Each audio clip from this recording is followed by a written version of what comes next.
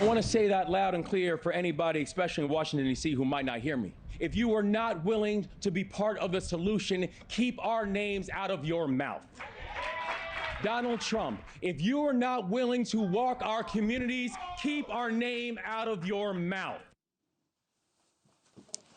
That was Maryland Governor Wes Moore clapping back at the president for wrongly stating that Moore's hometown of Baltimore is so far gone when it comes to violent crime. And now the governor, though, which is a classic Governor Moore move, which is another reason I want him on, reaches out to the president and says, hey, I like that you care about crime. So do I. Come and visit. And I got to tell you, people who see that as, oh, why is he reaching out to Trump? Shut up. That's what a leader does, is try to get the president of the United States to care about where he is. All right. Now, in the past 2 years, what's the proof in the pudding? What has crime done in Baltimore? All right, let's just cherry pick what matters most. Homicides, okay? It's down 40% in 2 years. How? Oh, they brought in the National Guard. No, of course not. It's not like he's anti-military, right? He's a veteran. But they did the hard work. They did, how do we police? Where do we police? What programs are needed? Where's the crime? What's happening in those communities? You know, the hard stuff, governing, you know? And it's been very effective. So let's bring in the governor and let's talk about how he did it and what he thinks is going on and what he thinks happens next. Governor Wes Moore. It's good to see you, sir. It's great to see you, sir. And I know you talk about the mayor in Baltimore also when you talk about what's happening in that city, Brandon Scott. You know, I don't want to make it all about you, but, you know, you describe it the way you want. So, Gov, Baltimore is a rough place. You know it. You grow up there. I've been there dozens of times in my life, but it's not where it was. Why? You know, I remember when I first became the governor, we saw how Baltimore went through 8 straight years of watching over 300 homicides for 8 straight years. You know, that the year before I became the governor in 2022, Baltimore is recording about a homicide a day. And when I came in, I said there is no way that I was going to be a chief executive that was going to offer thoughts and prayers and give eulogies, but not actually address the issue the way that was done during the 8 years before I became the governor. And so we started doing something really unique. We started working together. We started working together with the mayor of Baltimore, with local law enforcement. We've made the largest investments in local law enforcement in our state's history, and that includes over $50 million that went to the Baltimore City Police Department alone. That we started investing in technologies and predictive analytics, because you can use technologies to actually keep crimes from happening. And I was very clear that if someone committed a violent crime with a firearm, I wanted them in handcuffs in 24 hours. And I was very clear that we're going to work with our community groups, our violence intervention groups, and our violence interruption groups, because so much of the violence that we were seeing was retaliatory by nature. And so the results that we were able to see was because we were actually willing to do the hard work. We were actually willing to work together. We were actually willing to work with the community and work with local elected officials and work with law enforcement and work with our state's attorneys and our U.S. attorneys. And to be able to say that if preventing violent crime and if public safety was going to be my #1 priority, that there was nothing that I would not do, and there was nothing that I would not instruct every member of my administration to do to make sure that people could feel safe in their own communities and in their own homes. So, Gov, you reach out to the president. He says, yeah, sure, I'll come. And he comes, he looks around, and he says, oh, nice job, this worked. I shouldn't have said it's, you know, so far gone, or whatever he said. I'll bring the National Guard here for you. I'll help you the same way I'm helping D.C. What would you say? Well, I'd love for the president to take us up on our offer and actually come walk the streets with us, because, you know, we know that we still have more work to do. I will never be satisfied if one person does not feel safe in their neighborhoods and their communities. And that's why we are often doing community walks. It's often why we are inside of our communities talking to our neighbors. And what I want is for, if the president is going to make comments about Baltimore City, then the president should actually make sure that they are informed comments. Because the truth is that the comments that he is making from the Oval Office, the personal attacks that he's made on me from the Oval Office, they're not just inaccurate, they're ignorant. And so I would just love for the president to be able to come and spend time.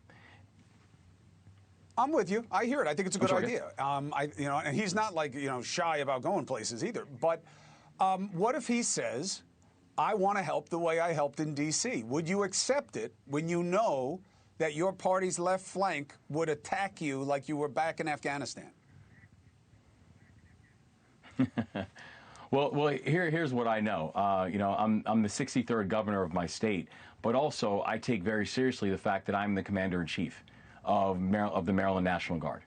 I have had to deploy members of our National Guard in times of emergency and in times of crisis since I have been the governor.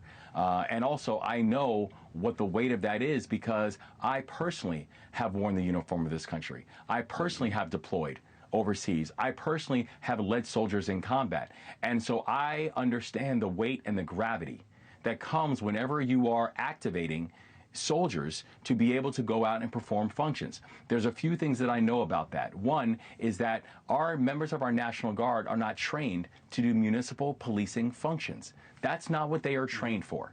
And so we have to be very clear and very intentional about what are we actually using them for to make sure that we're actually honoring the service that they're performing for the people of our individual communities. The second thing I know is this, is the pot, the capital, the investment that goes every time you activate the National Guard. And we're talking over $1 million a day that it costs to do this. That is not a bottomless pot. That's coming from other operations that are taking place. So right now, as we are preparing for the potential residuals of Hurricane Erin, that's now coming up the coast, that will be hitting all the East Coast states. That pot that we're paying for to pay for members of the National Guard to do municipal work. Exactly. So let's be smart about taxpayer dollars. Let's be smart about how we're actually using investments, because if the president came to me and said, Mr. Governor, I have $1 million a day to give you right now to make our community safe, I can give a whole list of things that I would give, that I'll put it towards, that would actually make our community safe. Let me ask you about your party. So Governor Newsom in California is getting traction, and I keep hearing the same word, muscular. Muscular. The way he's tweeting like Trump, he's going at Trump, he's getting in Trump's head. Muscular. Do you believe that that is how your party, which nationally is in a real doldrums, gets back? Is that the kind of muscularity that you think you guys need? I honestly have not paid attention to the tweets of Governor Newsom or the tweets of President Trump, frankly. We're very focused on the results we're delivering for the people in our state because we know these are trying times. And we know the people of our state are struggling and they're hurting because they are watching the prices of everything go up because of these tariff wars. And that includes everything from the electronics that they're using to the food that they're eating. We are watching how Maryland has had more federal employees laid off by this administration than any state in the entire country. It's now over 12,000 Marylanders have been fired who are federal workers. And so we are now coming up with creative ways of making sure that they are taken care of. We have a Feds to Eds platform that's showing for federal workers who've been fired by Donald Trump. We're now trying to get them as quickly as possible into classrooms. If they're interested in being educators, get them trained, get them certified, get them in classrooms, get them in hospitals to serve as nurses, get them in the private sector. And it's one of the reasons that I'm really proud that Maryland's unemployment rate right now at 3.4% is still about a full point lower than the national average. And so we've been focused on delivering results for the people of our state, and I think that's why the people of our state seem to appreciate the work that we're doing. So I honestly have not had time to focus on tweet wars. I see what you did there, Gov, and I respect it, and I like it, and I'm going to allow it to check the box for the audience and move on with one quick comeback, which is, I hear you, and I like the high road, making the better case and just getting it done for your people. I respect it, and it is the righteous path. But I did just hear you tell the President of the United States to keep the name of your city out of his mouth. That is not exactly That's right. ignoring the tone and tenor of how this is kind of getting a little chippy between people here. How am I to understand you saying that to the president of the... I could see you saying that to me, but to say it to the president of the United States seems a little muscular. Well, but you know why? Because I'm always going to fight for my folks. You know, one thing that people have learned about me is that, you know, I'm not a career politician. This is the first office I ever ran for in my life. I don't come from the world of politics. I'm a soldier. That's my training. That's my background. And if you come after my people, and if you come after the folks who I represent, best believe that we are going to come back. And I think about where Baltimore was when we first came on board. I mean, think about it. When I first became the governor of Maryland, Baltimore's Inner Harbor, the downtown area, was in receivership.